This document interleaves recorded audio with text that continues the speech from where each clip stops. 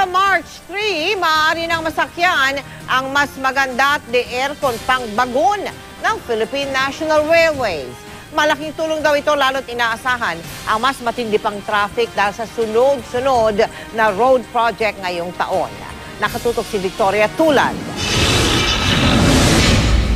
Ngayong nagsisimula na ang kabi-kabilang road projects, isa raw sa mga alternatibo para makaiwas sa traffic ang pagsakay sa mga tren ng Philippine National Railways o PNR.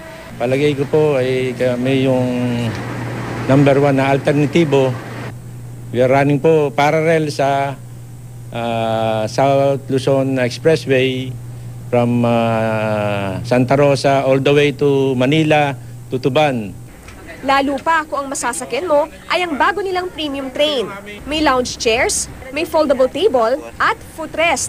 De-aircon na, may mga banyo pa. Aarangkada ang premium train sa March 3. 2 beses ang biyahe tuwing umaga at gabi, ang pasahe mula 60 to 90 pesos. Dahil reserved seating dito sa premium coach, aabot sa 120 ang bilang ng mga katao na maaring sumakay sa bawat biyahe. Pero sa ordinaryong tren kung saan maaring tumayo, talaga namang siksikan. 700 hanggang 1,000 pasahero kasi ang maaring sumakay sa bawat biyahe.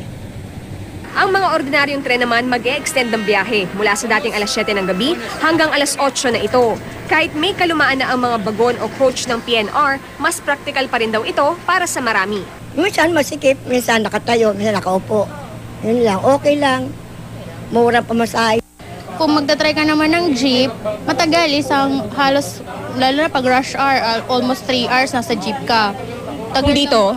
Dito, ano lang siya, ganun ka-fast, mga 30 minutes.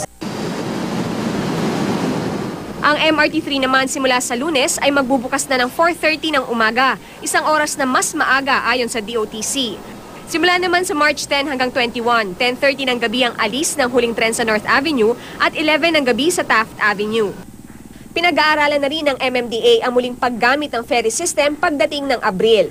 2011 na huling tumakbo ang ferry dahil sa pagkalugi. Dahil ilang taon na hinto, kinakalawang na ang mga istasyon sa Barangay Hulo, Mandaluyong at sa Barangay Valenzuela, Makati. Mas maraming station kaysa po sa The same. Walang dadagdag na station.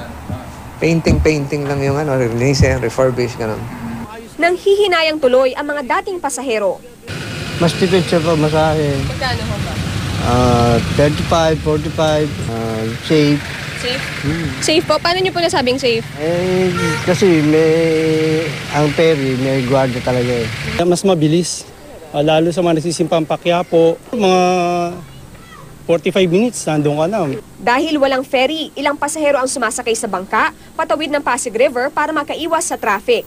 Ilang minuto lang nakakatawid na mula Makati papuntang Mandaluyong. Victoria Tulad, nakatutok, 24 oras.